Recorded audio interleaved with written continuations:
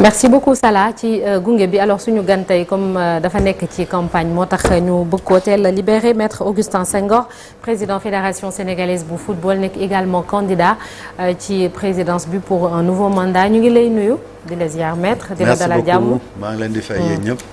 am kontaan te ñëw fii si plateau. je dirais GFM. donc. di nuyu aussi askan bi ñuy seetaan si suba si. merci beaucoup Chérif ñu bàyyi la nga door waxtaan bi ak maître. sëñ Diaw ay Thiaw. voilà sëñ Dia wax nga dëgg de moom moo fi suñu. spécialiste. mooy gérer invité bi mais yow yaa nekk ci service sport bi. voilà maître balaa ñuy dugg ci campagne bi sax déjà ne laaj sa commentaire ak li nga xam ne moom moo xew démb fële ca ligue professionnelle gis ki di Babacar Ndiaye. gagné ko nar a nekk président bu ligue professionnelle football sénégalais ci kaw Abdoulaye Sow naka nga jàngatee résultat boobu ak yéen est-ce que am na lu ngeen ci joué. waaw démb c'est vrai moo doon assemblée générale élective bu Ligue Pro et damay d'abord saluer ambiance bi élection yooyu amee donc avec beaucoup de maturité des clubs. mais li ñuy jàpp rek mooy effectivement que président sortant bi dafa mujj woon génne candidature am mu am ñaar ñu bees ñoo xam dañ doon xëccoo jiite ligue bi askanu ñiy voté gis nañu dañoo xaajaloo parce que écart bi barewul noonu li may jàpp rek c'est que parce que aussi on avait ñaaru candidats yoo xam ne c'est des candidats d'égale valeur yu am jaar-jaar ci football bi na mën nañ ne il ne sort pas de nulle part maanaam génn ñu bës rek ñu gis leen ñu génn donc c'est des acteurs yoo xam ne ñu ngi yàgg nañu yëngatu ñu ngi yor ay club ñu ngi am ay ni ñu koy waxee ay mandat ci biir fédération bi ñu xam ne ministre Ablaye Sow par exemple moom moo doon président LFA moo jiite woon amateurs yi ñëw bugg a nekk njiitu football professionnel Babacar non seulement mu ngi doon ci instance ligue professionnelle mais at yii la ñu génn moom moo doon candidat bi nga xam ne moo waroon jogante ak Djibi Wade ba ci mujjantal gi ak manko bi moom moo rocceeku donc moo tax ma ne rek démbali xew xëj na dañuy jàpp rek ne maturité acteurs yi football professionnel la et donc xëj na nag ñu bare ci maanaam dayoo ministre Ablaye Sow ak li mu liggéey ak jaar-jaam ñu ne xëj na moom mooy favori mais li urne yi génne mooy que effectivement Babacar la gaa ñi tànn ça se joue à quelques voix mais suffisant parce que amoon na majorité absolue bi. mais quelques voix yooyu est-ce que yéen basculé wu leen ko parce que amoon nga candidat boo xamee ne waroon na bokk mu désister à la veille de l'élection est-ce que loolu pesé wul tamit ci élection bi. parce que jàngat bi ñu ci am effectivement ça s'est joué à peu de choses. am na yoo xam ne effectivement ci waxtaan yi warul mun bett. donc yenn club yi nga xam ne ñu ngi suñu côté effectivement certainement dañu dem wàlli ci côté Babacar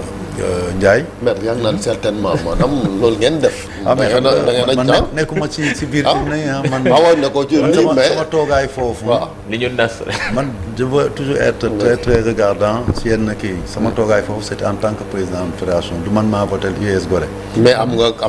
koo faral ci ñoom ñaar wala koo bëggoon mu falu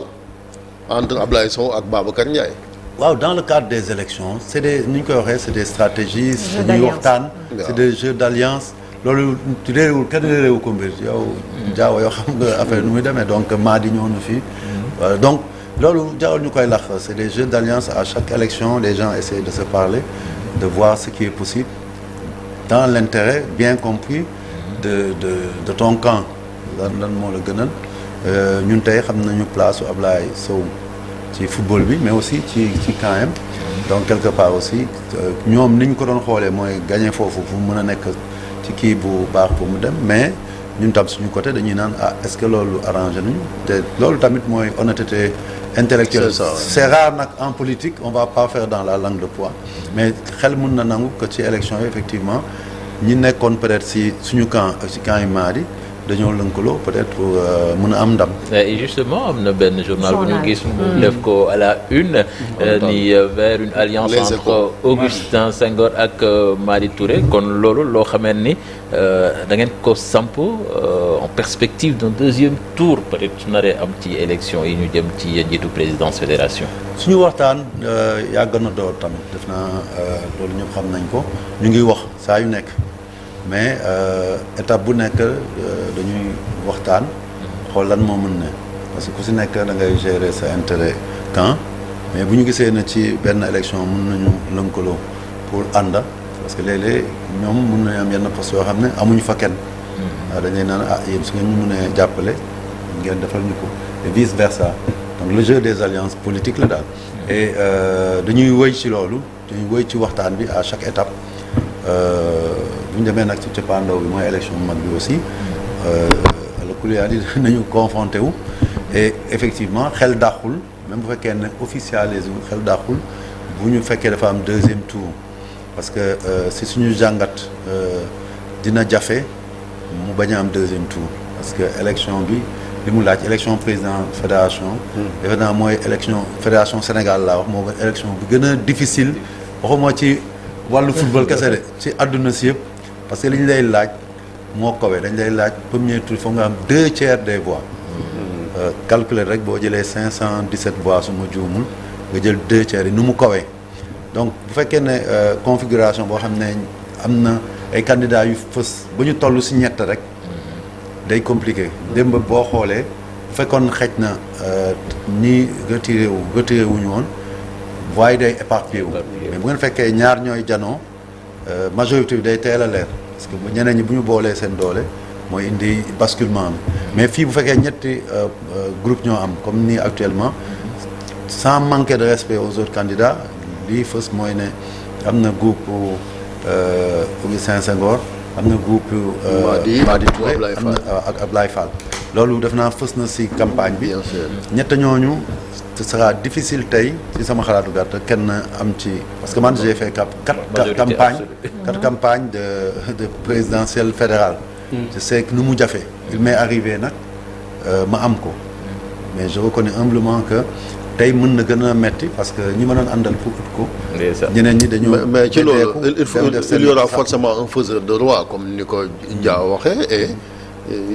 semble-t-il il y a du tout sauf Ablaye Fall parce que dafa mel ni yéen ak Madi yéen a mën a ànd laata présidence fédération bi ligue professionnelle amateur bi lu vendredi le premier j'ai vu que am na ay changement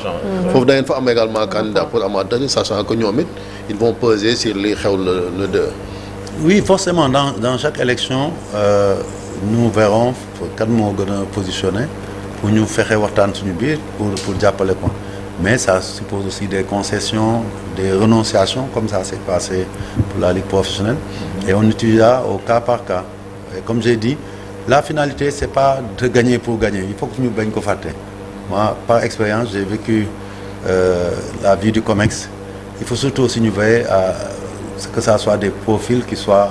adaptés à ce que nous voulons faire à l'intérieur. Si tu laisses passer des gens pour des raisons, je dirais électoralistes, après que tu te retrouves dedans, avec des gens qui t'apportent rien, ou bien qui peuvent même nuire à la bonne marche du travail du comité, on a des problèmes. Donc il faudra vraiment profiler, profil yi gën ñu doog a accorder wu sur ça. Et ça, comme j'ai dit, ce sera du cas par cas. Du loo xam ne c'est systématique. ci élection yëpp. pour ligue amateur da nga ci am candidat yow sa camp. oui ay candidats. ay candidats. profil yi naka lay demee sélection bi. bon la première chose c'est que d'abord la candidature elle est souvent spontanée c'est la personne qui estime que mën na briguer tel poste. Après aussi nous on ne fonctionne pas comme dans les autres pays sur des élections de liste c'est des élections de collège. Chaque groupe am na ku muy ñu muy désigner nombre boo xam ne statut yi moo ko désigner léegi ñooñu lii xew parce que amuñu liste bu ñu commencé rek pour gën a am ndëgër laay dañuy dem choisir benn camp ñeneen ñi ñëw si Augustin ñeneen ñi dem si Ablaye Fall ñeneen ñi dem si Madi c'est comme ça après comme je l'ai dit léeg-léeg nga am groupe boo xam ne ci benn poste précis amu fa kenn si alliance yi peut-être si yooyu la ñu mun kii te yow boo ma jàppalee fii suba yow soo amee sa candidat qui est mieux positionné te wala man awma foofu ma waxtaan ak samay ñooñ ne leen jàppale leen diw donc c'est comme ça que ça se passe en réalité mais les critères qui sont des critères généraux c'est pas nous qui les fixons c'est les statuts qui les fixent après il y a une commission électorale qui vérifie que conditions yi am nañu sauf que bon souvent vous avez vu dans les débats en l'état actuel des choses suñu si dañoo xaw a nasax torop ci wàllu profilage suñu candidats yi parce que à la limite on ne fixe aucune limite aux gens au niveau du profil ku mu neex léeg-léeg sax da ngay gis koo xam ne da ngay dem abi club pour ñëw présenter wu sans remplir forcément les critères et ça je pense que bokk na ci ponk yoo xam ne ñun en tout cas dans notre programme bu ñuy réviser kii statut yi dinañ ci xool pour que ñu gën a surtout poste président il faut que ñu gën a xool ñii ñëw di yëkkati seen loxo ne dañu mën a nekk mais itam yeneen poste yi. alors concernant votre candidature bien avant sax xañ na ñu commencé di déposer am na ñu bëri ñu doon taxaw naan non dafa doy dangaa yàgg waroo ñëwaat et tout pourquoi vous avez jugé utile bëgg a briguer waat beneen mandat c'est parce que liggéey bi nga commencé woon dafa pareegul wala peut-être ñoom ñenn ñi nga xam ne taxawaay bi ñu amee ñenn ñi mën nañoo jàpp ni xañ na dañoo wor wala leneen moom moo tax ba nga bëgg a ñëw bokkaat et puis ci ñu bëri itam bu ñuy dégg seeni wax l'argent revient souvent ay audit ay xaalis et tout lan moo tax loolu. waaw def na question yi xaw na bare mais dinaa si tontu d'abord li may njëkk a wax. mooy li sa postulat mooy ne ñu bëre. wax nañu war a présenter. lim bi ñuy dégg léeg-léeg du lim bi gën a takku. ah xadi. ah waaw ce sont des gens qui font juste du bruit wala. xam nga tey la grande majorité. de ce football là. xam nañ leen xam nañ tam ñiy voté. n'est-ce pas. du càggane peut-être am na ñoo xam ne amaana sax ñoo xam ne ñu ma sosoon la nee nañ dama war a dem rek. parce que loolu mooy position mooy position parce que peut-être soo ma nee ñu bare ci COMEX bi man nangul la ko mais soo nee ñu bare ci football bi dama koy seetaan. te man damay wax lu leer rek nit yaa ngi may dégg semaine bi aw moon jot pour def campagne te loolu dama koy reconnaître parce que quelque part je tenais à respecter mon mandat jusqu'au bout. parce que bu gaa ñi commencé dem. di woy di dem élection yow di dem campagne yi yow nga am responsabilité gérer fédération bi ñu ci wóolu la pour 4 ans donc ba le 2 août nga bàyyi lépp sànni li nga war a gérer dem toppaleen dem di campagne bu affaire yi sooxee c'est responsable donc je suis resté mais cette semaine mujjee naa trouver possibilité bi ñu paree finale professionnelle dugg ci dëkk bi ñi ànd ak man bu ngeen gisoon vidéo yi vous vous rendez compte que ñi nga xam ne ñooy décider base bi fu ñu dem c'est presque fusion lay doon et c'était pas évident parce que sax dégg nga ñenn ñi nekkoon si ko dañu ne ñun suñu gox Augustin Senghor bu ñëwee foofu kenn du ko recevoir te vraiment j'ai été très bien reçu et li doy waar li may wax ni lu leer naa man du ma waxantu li doy waar mooy bu ñu ñëwee ñun ba toog balaa ñuy def sax suñu bilan parce que ñaari pàcc la ñu dañuy wax suñu bilan wax suñu projet fan la ñu jëm mais bu ñu ñëw ñi ñuy dalal les vrais acteurs ñoom dañu naan sama waay ñun bilan bi ñun soxlu ngeen ñu koy présenter xam nañ li nga def yëpp yow ak mais du Augustin Senghor rek yow ak sa COMEX et ñun suñu bopp si la ñu bokk dañ ci gis suñu bopp donc yow kenn du la laam-laame sa bilan donc ñun loolu ku ne que yow da nga war a dem ñun waxuñu ensuite nag ñu doog a dugg si débat donc c'est pour vous faire comprendre rek côté boobu man bi ma gis bi ma génnee bi Sénégal sama xel dal na bu baax te def nañu quand même en presque 4 jours presque le tour du Sénégal donc moo tax ma ne bu ñu amee ni ñuy wax naka laa ko mën a indice de légitimité dañ koy xoolee ci élection yi mujjee xam nga maa ngi leen di naan 2 tiers ngay soxla. 345. waaw mais ci ñeenti élection yu ma def benn rek laa dem 2e tour te mënoon na ñàkk parce que mooy 2017 parce que 2017. bi may dem 2e tour ak Mbaye Diouf Diallo man moom ak Lamothe la woon. mais écart bi ci premier tour bi réyoon na rëy parce que egguloon 2 tiers mais li ko manqué woon barewul donc te bi ñuy def sax deuxième tour bi ñëpp xamoon nañu ne du changer résultat bu yokkuwul du wàññeeku te après loolu moo am. mais yeneen yëpp à part suma première élection en 2009 dama jàll au premier tour donc ça veut dire que légitimité manqué wu ma ko te légitimité nag du ñi ma nekkal ñoo ma koy jox parce que man j'ai une légitimité renforcée parce que comme ni ma ko wax je suis élu par l'ensemble de l'Assemblée c'est rare mu am loolu mais deuxièmement aussi on me demande une majorité de 2 tiers donc su may def référence tey damay xool résultat yi lay passé woon fi ñu toll woon te boobu gagné gu ñu woon dara et logique bëgg na ci si ma jàppa que dëkku ngor la ñu nekk tey booy ànd ak ay nit ngeen di wut et malgré difficulté yi 2021 moo gënoon métti parce que boobu même man dama noonu du ma présenté wu askanu football bi ñoo ma imposé présenté à une semaine la déclaré manko bi waaw manko bi donc mais fekk gagné wu ñoon dara man ma doon xalaat bàyyi parce que xeex si football bi dafa métti pendant des années ngay dem léeg-léeg ngay am ay gàllankoor léeg-léeg ñu tegal la ay tabaxal ay ndëgg sëgal comme ni nga wax léeg-léeg nga am déception parce que sport tam loolu la benn moment da ngay dem ba ne lii daal dafa metti bàyyi ma bàyyi keneen mais nit yi ñoo ma fi bàyyi woon donc xalaat naa sama xel bu gàtt de après ak li ñu def yëpp ci bilan ci 2021 2025 ñi nga xam seen kóolute ñooñu day gën a yokk ci ak fi ñu jëm actuellement nii mu nekk moment yoo xam ne c'est vrai que am nañu ay acquis yu wóor mais football moo demee noonu perpétuel recommencement chaque fois foo tollu boo amee ndam Sénégalais tey am nañu benn coupe d'Afrique soo génnee si mbir bi la ñu dañu mais ñun dañu bëgg beneen coupe d'Afrique il faut mu ñëw il faut mais loolu keneen mën na ko indi sa doomu bàyyi Léopold Senghor moo doon wax nguur kenn du ko ñedd aussi il faut benn moment comme def nga bilan boobu keneen wéy la xam man fekkee moom sama maam xam naa ko bu baax na fu mu waxee loolu moom ba muy jox Abdou Diouf justement non bi muy jox Abdou Diouf léegi li may wax 1980 loolu la wax xam nga man kii Chérif loolu mooy suñu problème ñun suñu sénégalais c'est la relation au pouvoir c'est-à-dire pouvoir ku nekk ak sa approche yow ni ma la déggee ngay wax yow pouvoir jouissance la maanaam da ngay fay nekk pour sa nafsu. non pas ça non dama la dégg non excusez-moi nga ne nguur kenn du ko ñedda waaw c'est pour dire que. maanaam alternance non man dégg naa wolof de. mais c'est pour parler d'alternance non vous avez dit que am na ñu ne la maître bu ñu sañoon am beneen coupe. ma ne justement mënuñu am beneen coupe ak keneen loolu mooy rey beneen président bu dul yow njiit yu bare loolu moo leen di rey parce que dañu naan yow. mais dëgg la teg pour sa bopp. non teguñu la pour sa bopp su fekkee da nga ñëw pour servir. pour jëriñu askan bi pas pour jëriñu. ci tiira wax naa leen coono yëpp ñu teg. xam nga il faut que ñuy rester ci li nga xam ne mooy légitimité bi moo ànd ak légalité c'est-à-dire aujourd'hui moi je suis acteur du football c'est mon choix. sa choix ça a été de faire du journalisme mais mënoon nga tam engagé wu comme man politique. kii il fait du sport. il vit dedans c'est ma passion. tey même bu ma nekkatul président fédération damay des ci football bi parce que je suis président de club et moom laay dundee.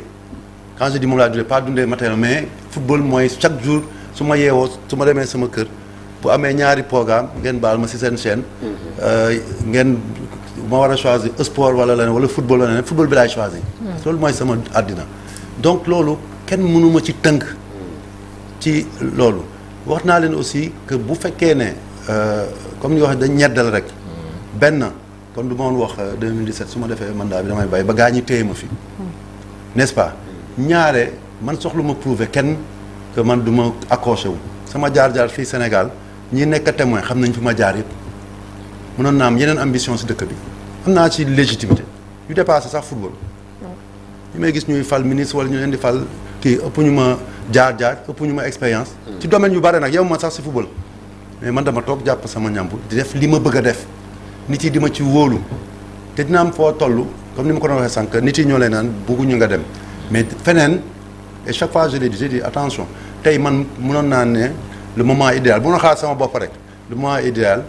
les voyants sont au vert tout se passe bien même sur le plan symbolique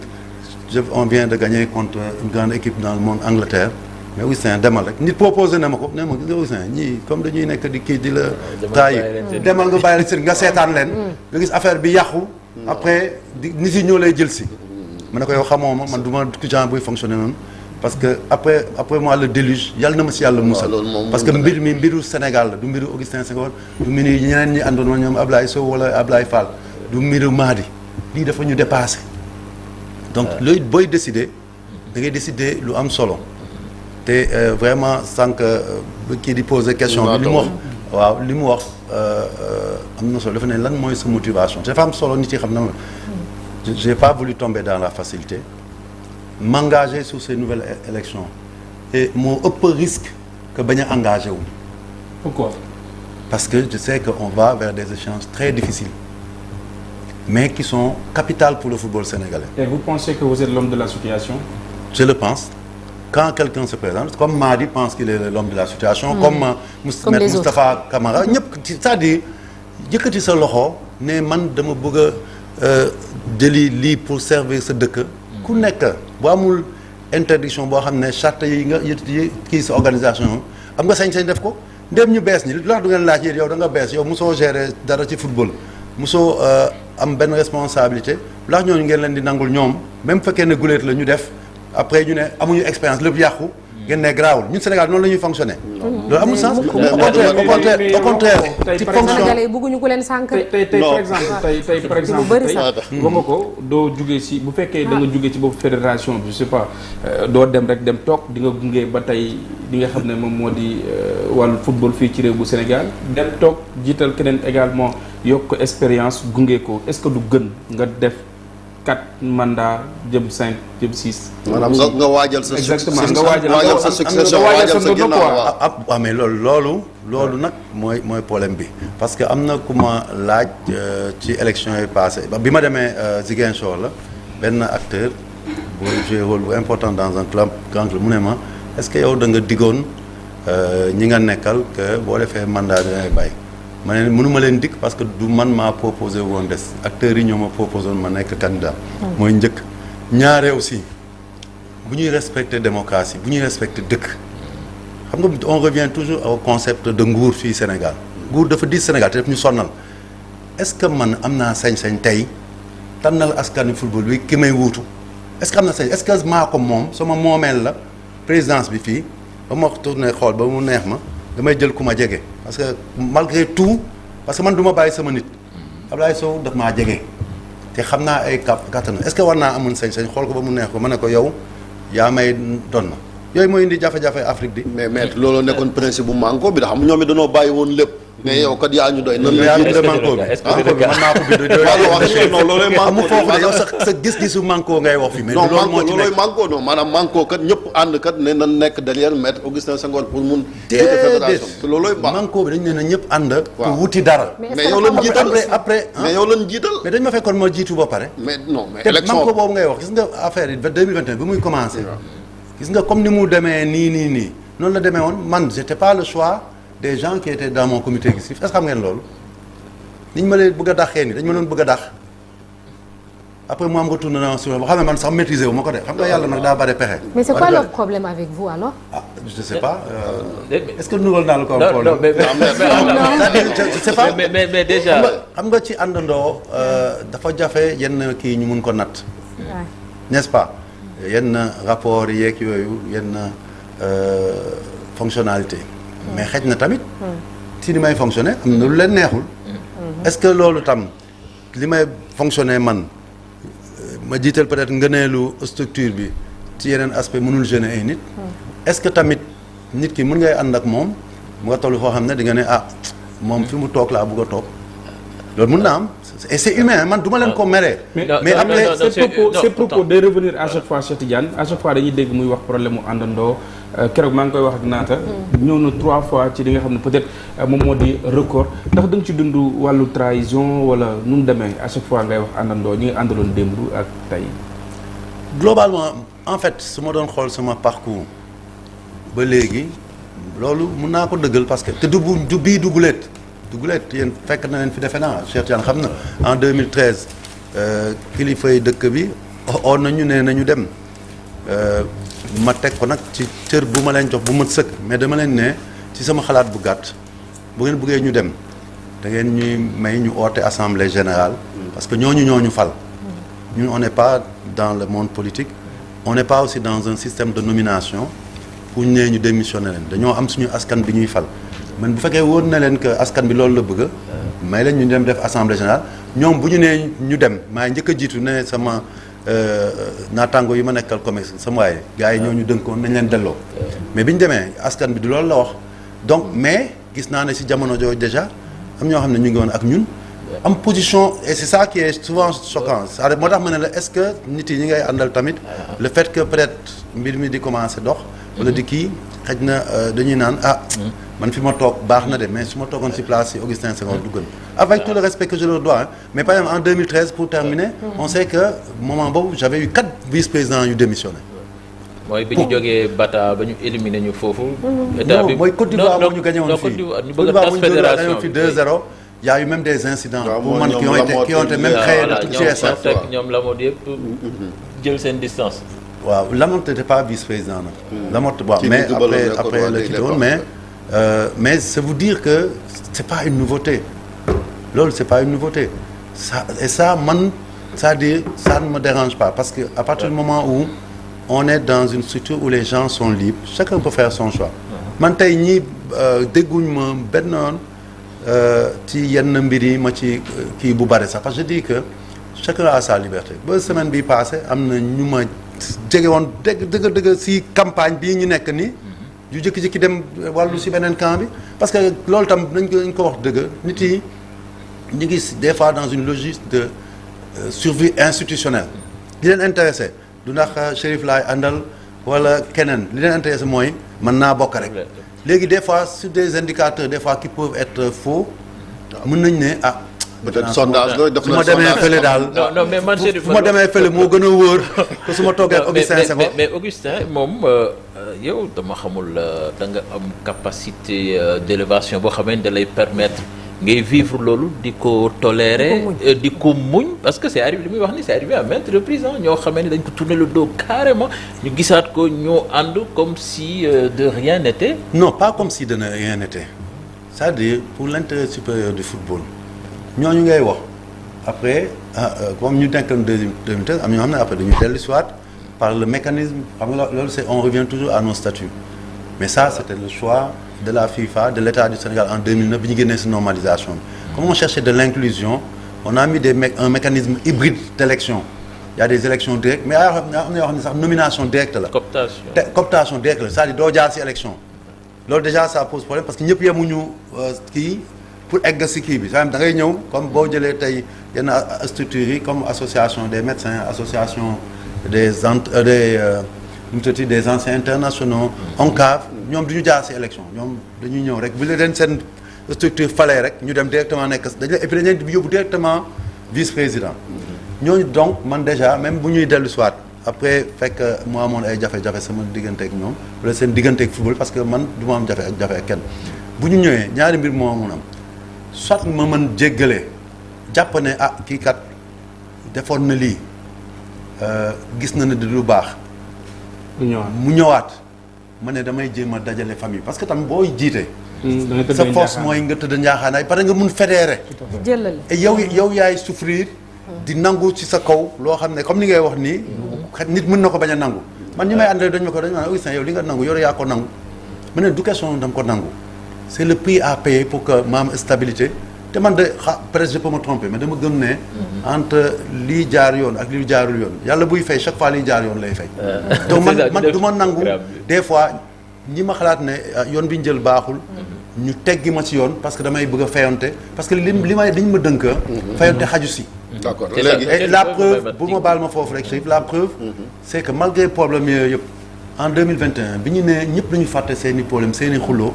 ak yooyu ne nañu man ko wuti ndam li dafa ñëw te daxuma leen na tamit j'ai en tout cas mun naa ko wax tey je ne suis pas parfait xëj na tamit man tam si sama doxalin dinaa tooñ nit ba mu jàppal ma dara loo xam ne ëllëg mun na ne man kii du ma ko toppati parce que ay nit rek lañ fi je ne suis pas un surhomme mun naa juum mun naa def ay erreurs mais ñii ànd ak man xam nañ ne aw ma problème même en réunion suñu ma waxee ñu ma xam ne fii man maa juumoon ma delluwaat ginnaaw ne yéen a wax dëgg. voilà ok maître ci élection yi ñu jëm nag am na ci benn ponk boo xamee ni daanaka mi ngi ci programme yëpp muy réforme des textes. te réforme des textes boobu aussi yow mandat bii nga génn déjà ca njëlbeen nga mi ngi woon ci circuit bi mais mësul àgg lan moo tax loolu ak aussi soo demee ba peut-être yàlla may la nga faluwaat ndax loolu di ngeen ko yembal une bonne fois pour toutes. oui xam nga tey comme ni nga ko wax Cheikh Tidiane yow xam nga milieu bi ñun dafa nekk une priorité depuis 2 élections parce que statut yi ñu yor nii comme ni ma ko wax 2009 la ñëw te yàlla def na man nañu chargé woon sax comité de normalisation pour rédiger tous les textes ma def ko avec une commission après assemblée générale validé ko statut yooyu si jamono jooju dafa nekkoon statut yi comme ni ma wax du sax ñun rek ñoo ko kii parce que FIFA daf ko def am na yoo xam ne FIFA moo ko ci dugal am na yoo xam ne état bi moo ko ci dugal parce que dañu ne woon bu ñu jugee fii waratul am crise Sénégal te car macha allah texte yi li ñu munti wax tamit may nañu crise amatul. à part crise yi 2013 boobu boo xam ne des fois y a même des raisons subjectives yu ko laloon tamit ñëpp xam nañ ko donc aujourd'hui boo xoolee depuis boobu 2013 bu mu passé 2014 ba 2025 11 ans je touche du bois nous sommes la fédération ou l'une des 3 fédérations les plus stables de ce continent man damay voyager damay dem maa ngi CAF maa ngi FIFA damay dem di superviser les élections yéen da ngeen di suivre même si autour de nous da ngeen gis am na fédération yoo xam ne depuis 10 ans même ay Cameroun bu ma di tudd tout parce que tamit dañuy seetaan ak suñu chaque 1 an chaque 2 ans ñu ngi comité de normalisation ñun ci àdduna si yëpp ñun ñoo inauguré comité de normalisation premier comité de normalisation bi ñu créé bi FIFA ak benn état créé mooy Sénégal boobu amul sax charte nekkul sax si charte yi ci ñun la ñu inspiré woo après ab jamono Blatter moo fi nekkoon mu def ay changements dugal ko ci statut si le comité mais de boobu dañu stable donc ça veut dire que texte yi bonuñu mais texte yoo xam ne da nga ko defoon pour génn ci crise ak texte yi ngay def léegi bi nga xam ne ba nga am nga ndëgër laay ba commencé développer ba ngay performant aussi bien sur le terrain ak dans d'autres domaines bokkul et loo gis tamit boo ko defee charte même suñu constitution léeg-léeg dañuy jékki-jékki ñu toog xayma xool naka la ñuy def pour adapter ko si jamono et aujourd'hui foofu la ñu toll. et depuis 4 ans ñu ngi si doon liggéey. on a fait la commission bi ko doon gérer bi ñu ko dënkoon def na 3 tours du Sénégal rencontrer tous les acteurs ñu wax li ñuy xalaat et dafa jafe parce que boo demee fii ñoom ñu ne lii la ñu bëggee keneen après nga boole lépp ñu def ñaari séminaire à Saly ba bind lépp léegi bi mu paree dañ ko jëbal FIFA jëbal ko état du Sénégal FIFA ñu am ñaari point ñu waroon lijjanti mooy ñoom xam nga ñun Sénégal dañu bëgg a yaatal rek comme ni ñuy wax cooptation bi. man damay reconnaître même cooptation bii passé c'est pas prévu par nos statuts. c'est illégal. donc mais élan bi ñuy wonee pour am jàmm moo tax ay FIFA gëmm ci loolu mais bu leen neexoon ñu ne seen statut prévoir kenn du fi coopté dara. loolu mooy léegi ñun bi gars yi def statut dafa am si ñun ñoo xam ne dañu ne nañu yokk comme am na ay coopté léegi au lieu de 23 nañu dem ba 35 membres. FIFA ne lii man d'accord ma ci parce que yéen 23 déjà dafa bare pour dëkk bu toll ni comme Sénégal. même man bi ñuy bind ñi nekkoon aman ko bu ñëwee di ma rendre compte ñu def réunion de restitution dama leen ne sama waay lii xam naa FIFA du ko nangu boobu mooy benn ñaare te boobu intérêt acteur de à la base yi les clubs amateurs là man su ma tourné la dama leen naan yéen da ngeen ñu war a sant parce que FIFA dafa ne dans tous les pays d'Afrique les clubs à la base là du ñu ñëw assemblée générale du ñu voter ils viennent par représentation c'est-à-dire président de ligue yi wala chaque ligue dañuy naan par exemple da ngay jël Dakar y a 144 clubs ñu ne foofu juróom-benn ñooy représenté ligue bi gën a ndaw nga xam ne une dizaine de clubs la ñu ne kenn mooy ñëw ñeneen ñëpp dañuy naan toog leen seen kër bokk leen ci AG même pays yu mag ay Nigéria ak boo demee di nga gis ne seen limu délégué ci AG du mat 100. ñun on est 500 et quelques voix. 17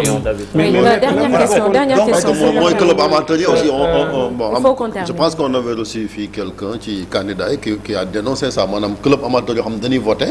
te sax boo demee respecté wu normes yi wala xamul leen et cetera man foofu laa bëgg ñëwee sax ci góolo ko waaw waxoon na ko mais maître club amateur yi ñoo gën a am légitimité koo gis de parce que ñoom ñooy def football bi et c'est le plus grand nombre et le football avant d'être professionnel il est d'abord amateur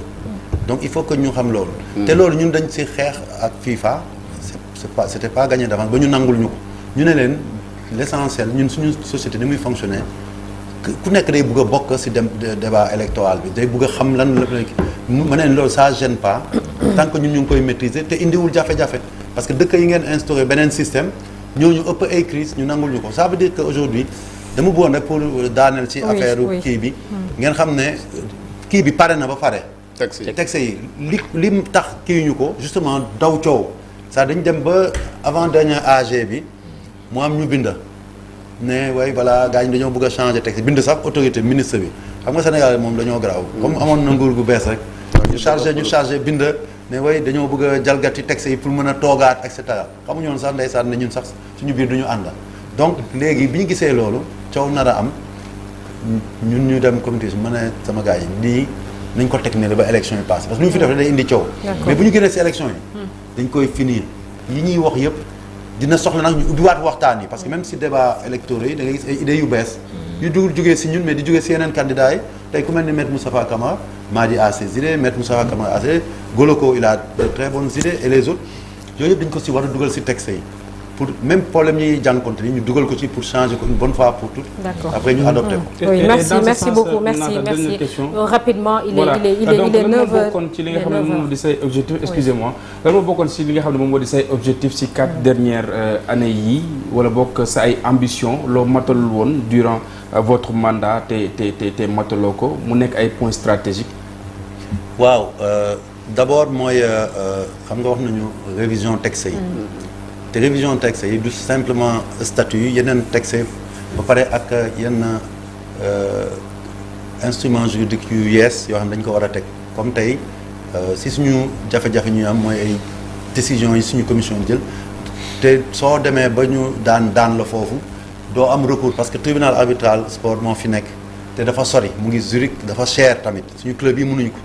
donc dañuy créer fii benn tribunal arbitral du football sénégalais loolu sax texte itam pare na parce que dañu ko dënkoon kenn pour def loolu c'est le volet gouvernance ak réforme des textes même en matière d'administration am nañ jéego yu bari ñu def mais dañu ko war a gën a améliorer parce que dañu war a toll foo xam ne les élus là waratuñu intervenir dans la gestion quotidienne de la fédération c'est le secrétaire général et c'est kii bu weesoo loolu on a des chantiers qui sont en place aujourd'hui muy wàllu infrastructure ñun foofu dañu dépasser sax li nga xam ne mooy suñu mission parce que état bi daf ñuy jàppale ci bu ko mënee mais xam nañ ne jamono fi ñun tey li ñu def ci infrastructure benn pays amul fédération boo xam ne moo jël koomam wala koom yi ko FIFA jox dugal ko ci mu am leneen loo xam ne mooy itam gën a jox ndëgër laay championnat local. d'accord merci bi yéex na de man stade Demba Diop travaux yi yéex na de. waaw yéex na parce que tey on a accusé du retard parce que l'entreprise bi nga xam ne moom lañ dënkoon dafa amoon ay jafe-jafe ñaar la parce que moom si moom dafa am ay retard ñun amuñu woon retard de paiement ni dara mais moom moo amoon retard ensuite aussi xam ngeen le problème au Sénégal tey tout autour du stade l'emprise est occupée par des boutiques ñu ngi si discuter ak préfet ñu ngi si depuis 2 ans c'est-à-dire stade bi léegi tribune dafa war a génn ci biti mais pour mu génn si biti il faut mu jéggi fi boutique yi nekk il faut boutique yi génn mooy cantine yi foofu donc ba léegi mënuñu fexe même ak ndimbali autorités yi pour que ñooñu dem donc avant ñu dugg ci période électorale bi demoon nañu sax ba rencontrer leen ba stabiliser ñu ñuy laaj xaalis mais fédération nag mënul def lépp parce que du ñun ñoo leen fay teg du ñun la ñuy fay loyer donc yooyu daal moo tax mu tax mais yooyu bokk na ci li nga xam ne moo tax ma ne dama war a dem utiwaat beneen mandat moo ko gars yi mais laaju leen ma ko mais ñun suñu programme bi nga xam ne mooy oui c'est ça on a fait 40 minutes sax d'ailleurs on a fait 40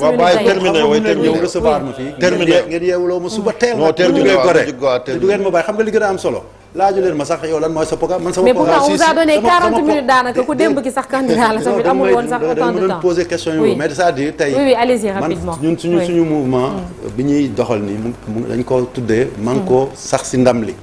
xam nga loolu rek la ëmb na li ngay laaj parce que dañu nekkoon ci man koo wuti ndam li ngeen sax ci yàlla may ñu ko léegi ñu ne dañuy man koo sax si ndam li mu ngi jëm ci dëgëral li ñu jot a def lu baax pàcc yi nga xam ne jotuñu ko mëtal ñu mëtal ko bu ñu ko defee ba pare nag jébbal la ngay keneen peut-être ñi nekk ak ñun di liggéey comme ni ngeen wax tey ñu ngi waxtaan ak ñëpp même ñi nga xam ne tey ñun suñu gagné même ñi nga xam ne tey gagné wuñu dañ leen di oo ci ñu pencoo liggéey bi après ñoom ñu continuer seen wàll fàttewu leen merci beaucoup maître Augustin Senghor merci beaucoup vous allez en campagne n'est-ce pas merci beaucoup maître Augustin Senghor déedéet doy na Chérif l'invité est là moom ci boppam sax dafa am yeneen obligation n'est-ce pas voilà merci beaucoup maître Augustin Senghor président fédération sénégalaise football candidat à votre propre succession bonne chance à vous également merci beaucoup bonne journée merci beaucoup jërëjëf